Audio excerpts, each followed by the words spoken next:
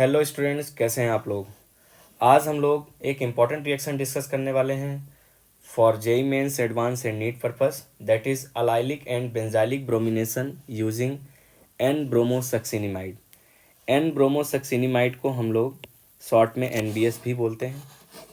NBS एक heterocyclic compound होता है जिसका स्ट्रक्चर कुछ इस तरीके से होता है।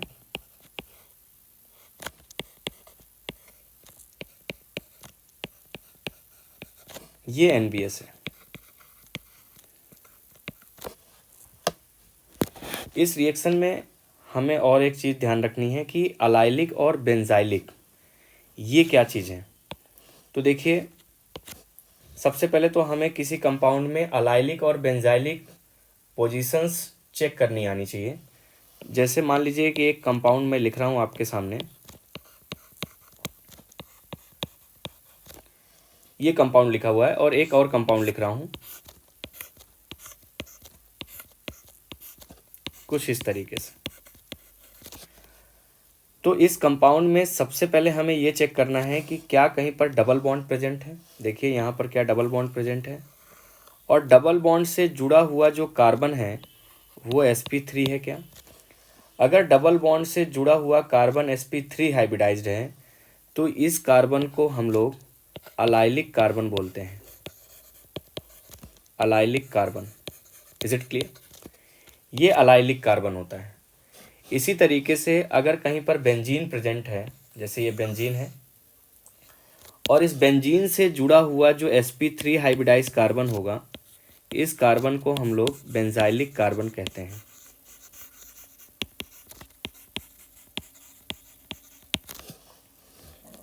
अब ये रिएक्शन की क्या कंडीशन होती है, जैसे मान लीजिए CH2 double bond CH CH3, एक अलाइलिक कार्बन कंटेनिंग कंपाउंड लिया है मैंने और इसकी रिएक्शन मैंने NBS के साथ करा दी इन प्रेजेंस ऑफ सनलाइट या फिर हीट या फिर परऑक्साइड।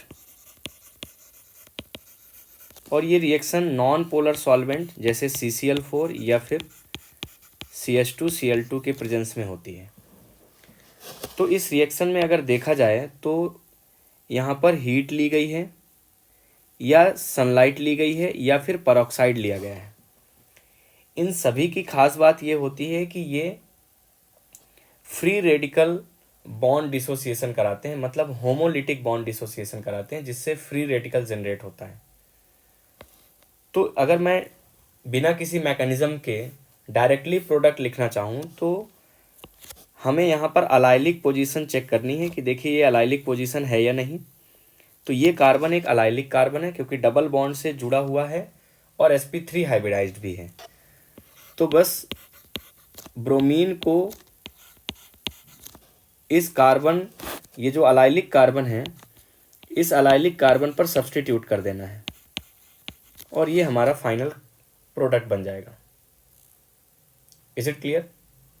इस तरीके से हम डायरेक्ट प्रोडक्ट लिख सकते हैं, लेकिन बहुत सारे कंपाउंड्स ऐसे भी होते हैं जिनमें कई बार पॉसिबल प्रोडक्ट पूछ लेता है, या कई बार कई अलाइलिक पोजीशंस प्रेजेंट होती हैं। जैसे अगर मैं एक कंपाउंड की बात करूं,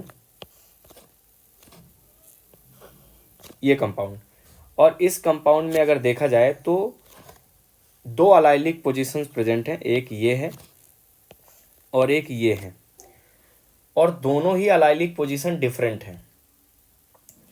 तो अब इस केस में हम डायरेक्ट प्रोडक्ट नहीं लिख सकते हैं, और अगर लिखेंगे भी तो हो सकता है कि गलत हो जाए। तो इस वजह से हमें मैकेनिज्म जानना ज़रूरी है कि एक्चुअल में इसमें किस तरीके की मैकेनिज्म जाती है। बेसिकली आपने देखा होगा कि HNO और हीट और परऑक्साइड प्रेजेंट है, तो इसका मतलब थोड़ा बहुत हमें ये हिंट तो मिलता है कि फ्री रेडिकल मैकेनिज्म जाएगी।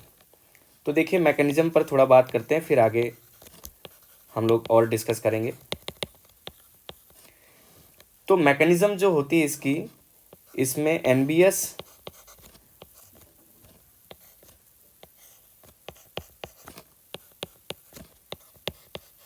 को सनलाइट पर एक्सपोज किया जाता है या फिर हीट की प्रेजेंस में या फिर परऑक्साइड की प्रेजेंस में। तो सबसे पहले यहाँ पर होमोलिटिक बॉन्ड डिसोसिएशन होता है, होमोलिटिक बॉन्ड डिसोसिएशन नाइट्रोजन और ब्रोमीन के बीच में जो बना हुआ बॉन्ड है उसका होमोलिटिक बॉन्ड डिसोसिएशन होता है और एक फ्री रेडिकल जनरेट होता है।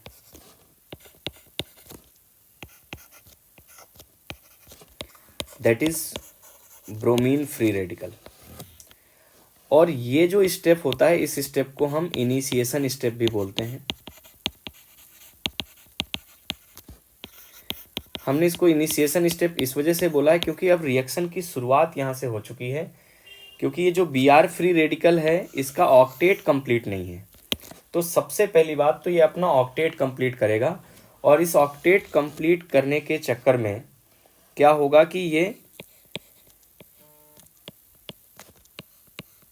ऑर्गेनिक कंपाउंड के ऐसे एलिमेंट पर अटैक करेगा जिसका बॉन्ड डिसोसिएशन एनर्जी सबसे कम है, और वह है अलाइलिक पोजीशन पर जो कार्बन प्रेजेंट है उससे जुड़ा हुआ हाइड्रोजन। यानी ये जो कार्बन और हाइड्रोजन के बीच में जो बॉन्ड बना हुआ है ये बहुत ही वीक बॉन्ड है और इसका बॉन्ड डिसोसिएशन एनर्जी बहुत कम है।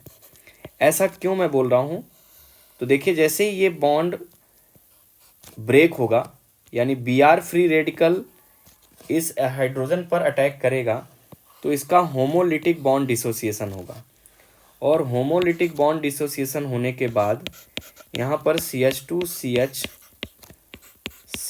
फ्री रेडिकल बनेगा और साथ में बनेगा HBr। तो अगर इस फ्री रेडिकल की अगर हम बात करें तो ये फ्री रेडिकल रेजोनेंस स्टेबलाइज्ड है, कॉन्जुगेशन अवेलेबल है, तो इसमें रेजोनेंस होता है। और जैसे ही रेजोनेंस होगा तो इसका मतलब हमें समझ आ गया कि after the bond dissociation resonance stabilized free radical मिलता है, जिसकी वजह से ये जो कार्बन और हाइड्रोजन के बीच में जो बॉन्ड बना हुआ है ये बहुत वीक बॉन्ड है। इसी वजह से Br फ्री रेडिकल ने इसी हाइड्रोजन पर अटैक किया। तो यहाँ पर ये बात ध्यान देने वाली है कि भाई यहाँ पर क्यों हम अलाइलिक और बेंजाइलिक पोजीशन पर ही ब्रोमिनेशन कर रहे हैं, इसका कारण यही है क्योंकि जो यहाँ पर फ्री रेडिकल इंटरमीडिएट बनता है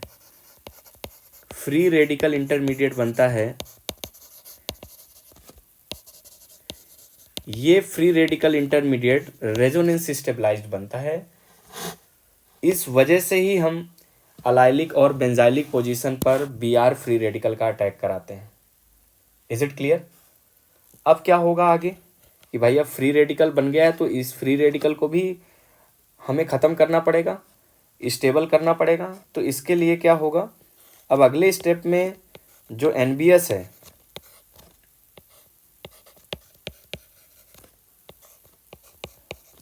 सबसे पहले NBS इस HBr पर अटैक करेगा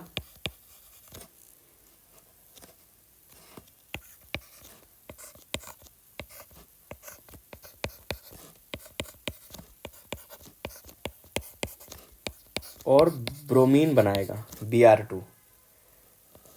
तो ये जो NBS होता है यहाँ पर ब्रोमीन कांस्टेंट और स्लोअर रेट में हमेशा देता रहता है।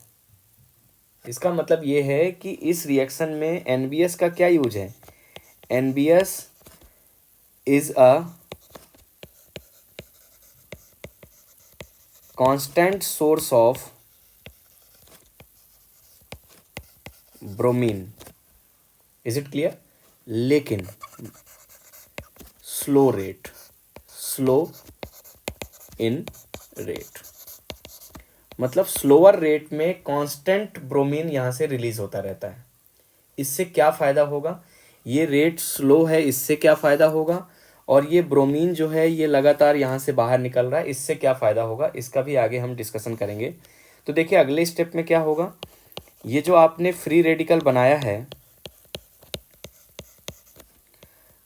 ऑर्गेनिक कंपाउंड पर जो फ्री रेडिकल आया है ये अब ब्रोमीन पर अटैक करेगा और वापस क्या होगा, फ्री रेडिकल बनेगा,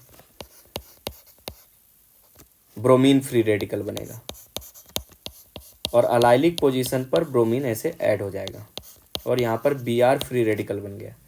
तो बेसिकली आपने देखा कि ये देखिए हमारा अलाइलिक पोजीशन पर ब्रोमीन ऐड हो गया, और यही हम डायरेक्टली भी कर रहे थे। Is it clear? और एक नया फ्री रेडिकल बन गया, Br फ्री रेडिकल। अब ये रिएक्शन बार बार रिपीट होती रहेगी। देखिए ये Br फ्री रेडिकल है, ये फिर से इस हाइड्रोजन पर अटैक करेगा, और जैसे ही इस हाइड्रोजन पर अटैक करेगा तो फिर से एक ऑर्गेनिक फ्री रेडिकल बनेगा, और ये ऑर्गेनिक फ्री रेडिकल फिर से ब्रोमीन पर अटैक करेगा, और ये ब्रोमीन कहाँ से आएगा?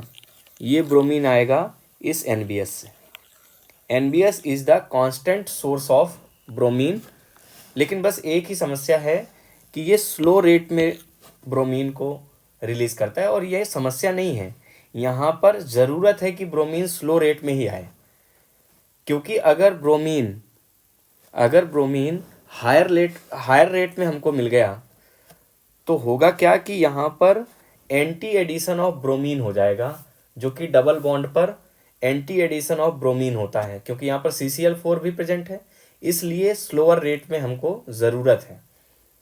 तो इस वजह से ये परफेक्ट कंडीशन हमको मिलती है। चलिए ये बात तो हो गई कंडीशन की। तो ये जो स्टेप हैं, ये जो हमने इनिशिएशन के बाद लिखे हुए हैं, इन तीनों स्टेप को कंबाइंड फॉर्म में हम लोग प्रोपोगेशन स्टेप बोलते हैं। क्या? प्रोपोगेशन स्टेप बोलते हैं इन तीनों स्टेप को।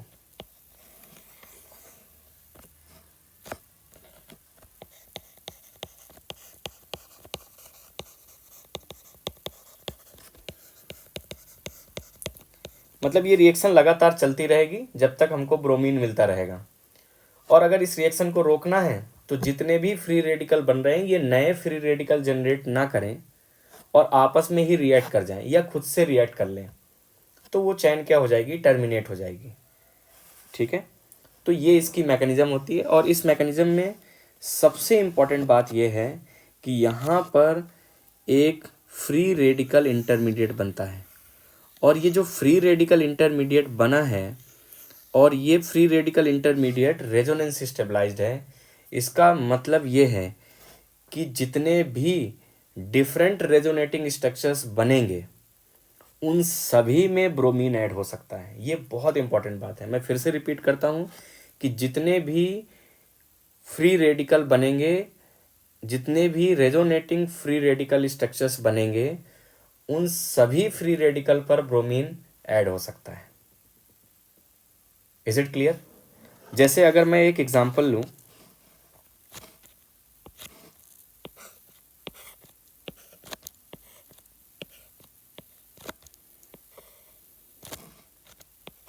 ये अब इसमें अगर देखा जाए तो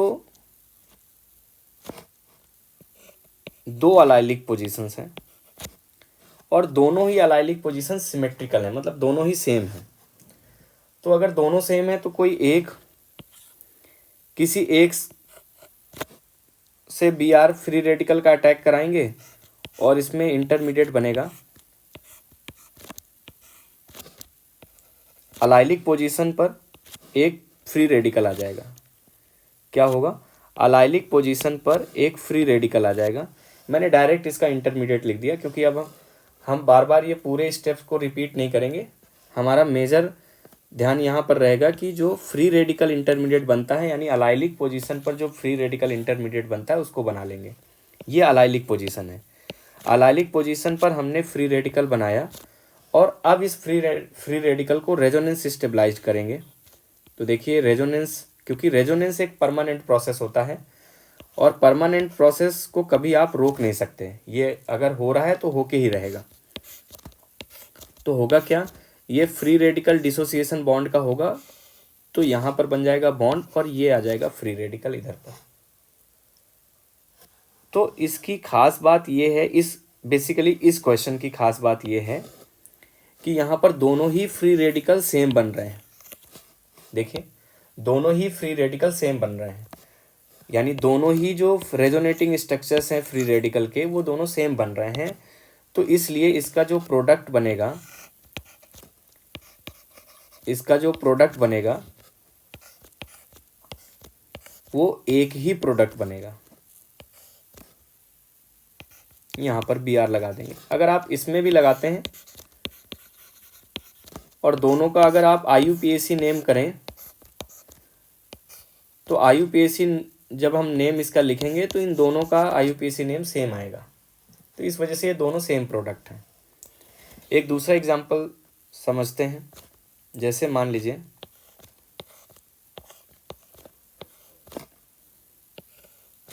मैंने ये स्ट्रक्चर बनाया और इसकी रिएक्शन मैं करवा दूं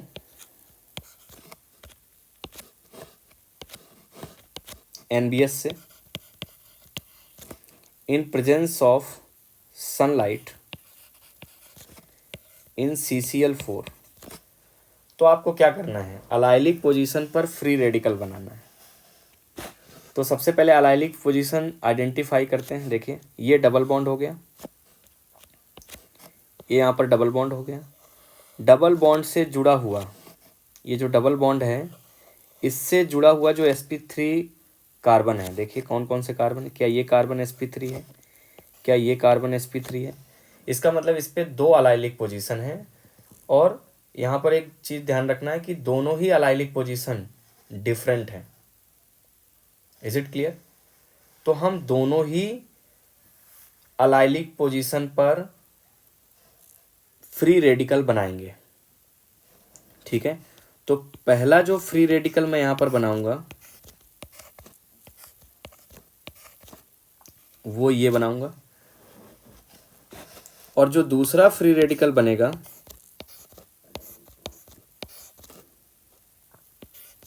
वो यहां पर बनेगा।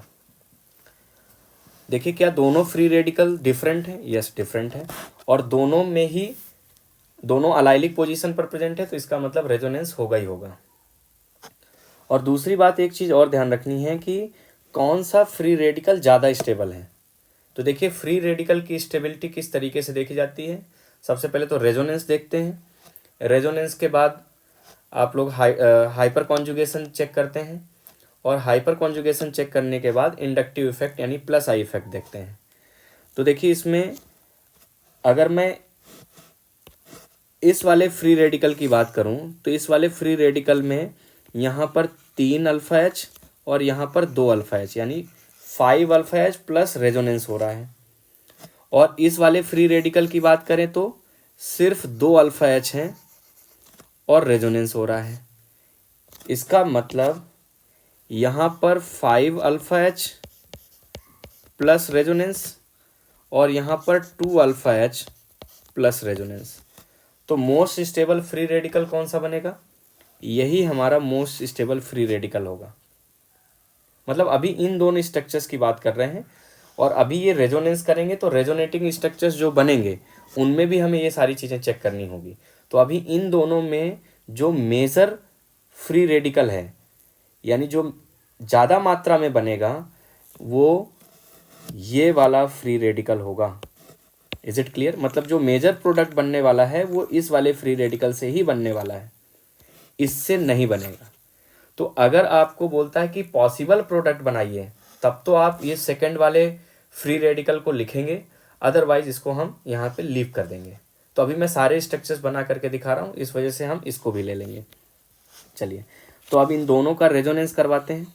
जैसे हम इन दोनों का रेजोनेंस करवाएंगे तो देखिए पहले वाले का रेजोनेटिंग स्ट्रक्चर जो बनेगा कुछ इस तरीके से बनेगा, और सेकंड का जो रेजोनेटिंग स्ट्रक्चर बनेगा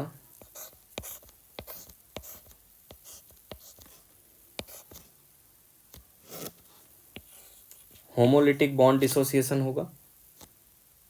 तो होमोलिटिक बॉन्ड डिसोसिएशन के बाद यहाँ पर बन जाएगा डबल बॉन्ड और ये बन जाएगा फ्री रेडिकल। तो अब देखते हैं जो नए फ्री रेडिकल बने हैं इनमें कितने अल्फा एच और क्या क्या हो रहा है। तो यहाँ पर अगर देखें तो ये वाला जो फ्री रेडिकल है इस पे 2 अल्फा एच और resonance 2 alpha H plus resonance. Is it clear. और यहाँ पर देखा जाए तो 1 अल्फा एच प्लस रेजोनेंस। तो मोस्ट स्टेबल यहाँ पर फ्री रेडिकल कौन सा है? अगर देखा जाए तो मोस्ट स्टेबल फ्री रेडिकल यहाँ पर यही है 5 अल्फा एच प्लस रेजोनेंस। तो इसका मतलब यहाँ पर जो ब्रोमीन हम ऐड करेंगे, यहाँ पर जो हम ब्रोमीन ऐड करेंगे ये वाला जो प्रोडक्ट बनेगा अलाइलिक पोजीशन पर ब्रोमीन जो ऐड होगा, यहाँ पर जो प्रोडक्ट बनेगा ये प्रोडक्ट सबसे मेजर प्रोडक्ट बनेगा, क्योंकि यहाँ पर जो फ्री रेडिकल है वो सबसे ज़्यादा स्टेबल है। लेकिन अब पॉसिबल प्रोडक्ट क्या क्या बनेंगे, तो पॉसिबल प्रोडक्ट में जितने भी हमारे रेजोनेटिंग स्ट्रक्चर्स बने हैं उन सभी पर ब्रोमीन ऐड कर देंगे, उन सभी पर ब्रोमीन ऐड कर देंगे। तो एक स्ट्रक्चर हमारा ये बन गया, ठीक है। यहाँ पर भी अगर हम ब्रोमीन ऐड करें तो देखिए एक स्ट्रक्चर हमारा ये बन जाएगा,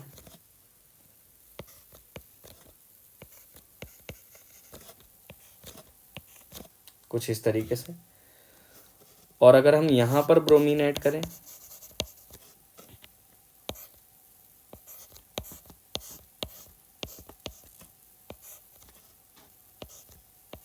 तो एक कंपाउंड हमारा ये बन जाएगा। और अभी यहाँ पर एक चीज़ ध्यान रखना कि मैंने किसी भी तरीके की स्टीरियो केमिस्ट्री की बात नहीं करी है। Is it clear? तो इसके अभी विदाउट स्टीरियो केमिस्ट्री इसके कितने प्रोडक्ट बन जाएंगे? 4 प्रोडक्ट बन जाएंगे। बोलो क्लियर हुआ सभी को? मतलब सिंपल सी बात है, हमें क्या करना है, सबसे पहले जितनी भी अलाइलिक पोजीशन है उन सभी अलाइलिक पोजीशन पर फ्री रेडिकल बनाना है और उन फ्री रेडिकल का रेजोनेटिंग स्ट्रक्चर्स बनाना है। और रेजोनेटिंग स्ट्रक्चर बनने के बाद जो नए फ्री रेडिकल बने हैं वो फ्री रेडिकल, और विदाउट रेजोनेटिंग स्ट्रक्चर बनाने से पहले जो हमारे फ्री रेडिकल बने थे उन पर हमें ब्रोमीन ऐड कर देना है। क्या सभी को बात समझ आ गई? बोलो क्लियर हुआ? चलिए एक अगर मैं प्रीवियस ईयर क्वेश्चन डिस्कस करना चाहूँ तो देखिए इस प्रीवियस ईयर क्वेश्चन से हमको सब कुछ समझ में आ जाएगा।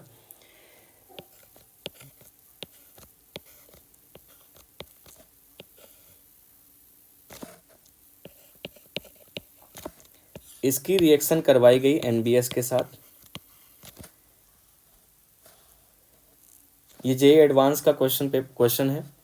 एनबीएस के साथ रिएक्शन करवाई गई in presence of H new, in presence of CCl4। Is it clear? चलिए तो आप सबसे पहले तो आपको क्या करना है, सबसे पहले हमको अलाइलिक पोजीशन चेक करनी है कि कौन कौन सी अलाइलिक पोजीशन है। तो देखिए मैं मेंशन कर देता हूँ यहाँ पर अलाइलिक पोजीशन। एक देखिए ये अलाइलिक पोजीशन है, क्योंकि डबल बॉन्ड से जुड़ा हुआ जो अल्फा कार्बन होगा अगर वो sp3 हाइब्रिडाइज है तो वो एक अलाइलिक पोजीशन होगी। एक अलाइलिक पोजीशन ये है डबल बॉन्ड से जुड़ा हुआ कार्बन, और एक अलाइलिक पोजीशन ये है, ठीक है। ये 3 अलाइलिक पोजीशन है। तो सबसे पहला काम हमारा क्या रहेगा, ये तीनों फ्री रेडिकल बना लेने अलग अलग, ठीक है। तो देखिए हम पहले ये पहला नंबर मैं इसको मेंशन कर देता हूँ, इसको सेकंड नंबर और इसको third number. Is it clear? और अच्छी बात इसमें एक चीज़ और है कि तीनों फ्री रेडिकल डिफरेंट बनेंगे। देख लीजिए डिफरेंट डिफरेंट पोजीशन है, कोई भी पोजीशन यहाँ पर सिमेट्रिकल नहीं है। तो हमें क्या करना है कि तीनों ही फ्री रेडिकल बना लेने हैं। तो सबसे पहला जो फ्री रेडिकल मैं बना रहा हूँ वो फर्स्ट नंबर जो मैंने मेंशन किया है वहाँ पर बना रहा हूँ। तो देखिए मैंने ये फर्स्ट नंबर पर फ्री रेडिकल बना लिया, ठीक है। तो अब आपको क्या करना है, अब सबसे पहले तो ये फ्री रेडिकल बनाया और इसका रेजोनेंस करवा दीजिए। तो जैसे ही आप रेजोनेंस करवाएंगे इसका तो एक इसका रेजोनेटिंग स्ट्रक्चर भी बनेगा,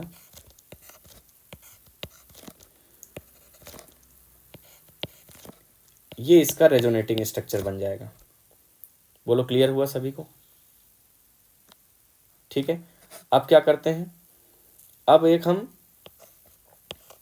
जो सेकेंड नंबर मैंने मेंशन किया है वो वाला फ्री रेडिकल बनाते हैं।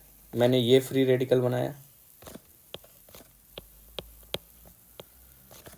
ठीक है, और इसका भी रेजोनेंस करवा देते हैं।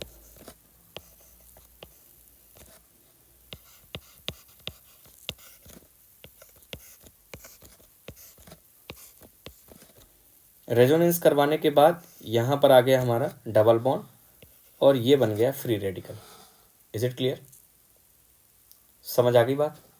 अब क्या करें, जो तीसरा नंबर मैंने मेंशन किया है वो वाला फ्री रेडिकल बना देते हैं।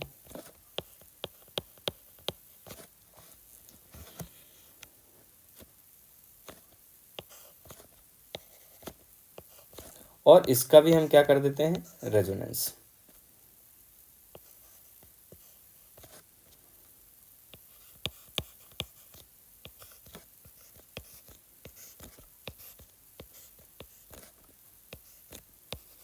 रेजोनेंस करने के बाद ये कंपाउंड बनेगा।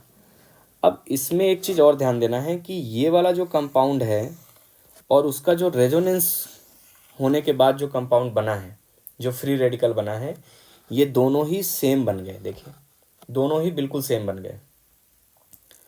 तो सेम बन गए तो इसका मतलब हमें इसकी बनाने की ज़रूरत नहीं है। बोलो क्लियर हुआ? अब मतलब फाइनली हमारे पास कितने फ्री रेडिकल हैं? फाइनली हमारे पास अब 1 2 3 4 और ये 5, ये 5 डिफरेंट फ्री रेडिकल हमारे पास प्रेजेंट हैं। इन पांचों डिफरेंट फ्री रेडिकल पर हमें क्या करना है, अब ब्रोमीन ऐड कर देना है। बोलो क्लियर हुआ? इन पांचों फ्री रेडिकल पर हमें अब ब्रोमीन ऐड कर देना है।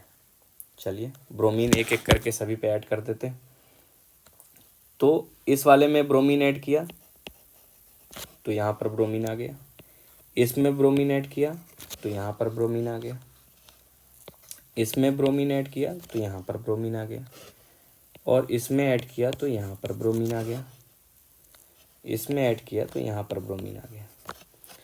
अब देख लेंगे कि क्या कोई मैच तो नहीं कर रहा है, क्या सेम तो नहीं कोई बन गया, सभी डिफरेंट बने हैं। अगर आपको समझ नहीं आता है तो 2 मिनट में IUPAC से हम लोग चेक कर लेंगे कि सभी का IUPAC नेम जो है डिफरेंट आ रहा है नहीं या नहीं आ रहा है। अगर किसी का भी सेम आ गया तो इसका मतलब वो कंपाउंड क्या है, सेम है। Is it clear? बोलो समझ आया? अब सपोज दैट मान लीजिए मैं इसमें बोलूं कि इसके जो पॉसिबल प्रोडक्ट बनाने हैं,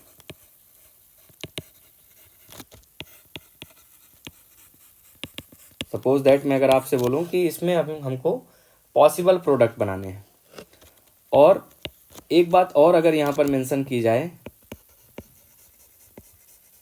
इंक्लूडिंग स्टीरियो आइसोमर्स, तो अब हमें क्या करना है, इंक्लूडिंग स्टीरियो आइसोमर्स का मतलब ये है कि हमें अब स्टीरियो आइसोमर्स भी चेक करने पड़ेंगे। तो देखिए पहले वाले कंपाउंड में हम चेक करते हैं। फर्स्ट नंबर कंपाउंड में अगर हम चेक करें सबसे पहले, तो क्या यहाँ पर कोई कायरल कार्बन प्रेजेंट है? देखिए क्या फर्स्ट नंबर कार्बन पे कोई कायरल कार्बन प्रेजेंट है? फर्स्ट नंबर जो कंपाउंड है क्या उसमें कोई कायरल कार्बन प्रेजेंट है? तो अगर आप चेक करेंगे तो इसमें कोई भी कायरल कार्बन प्रेजेंट नहीं है। ठीक है, कोई भी कायरल कार्बन प्रेजेंट नहीं है, और ना ही ये जियोमेट्रिकल आइसोमेरिज्म शो कर रहा है। ठीक है, क्योंकि साइकिल के अंदर अगर 6 मेंबर की साइकिल है और उसके अंदर अगर डबल बॉन्ड प्रेजेंट है तो वहां पर किसी भी तरीके का जियोमेट्रिकल आइसोमेरिज्म शो नहीं होता है। साइकिल के अंदर जियोमेट्रिकल आइसोमेरिज्म शो करने की कंडीशन ये है कि कम से कम 2 डिफरेंट sp3 हाइब्रिडाइज कार्बन पर सब्स्टिट्यूशन लगे होने चाहिए। Is it clear? तो फाइनली अगर मैं बोलूं जो फर्स्ट नंबर वाला कंपाउंड है उसके इंक्लूडिंग स्टीरियो आइसोमर्स कितने स्ट्रक्चर बनेंगे? एक ही बनेगा। Is it clear? चलिए दूसरे वाले कंपाउंड को अगर देखें तो यहाँ पर एक कायरल कार्बन प्रेजेंट है। देखिए this one is chiral carbon,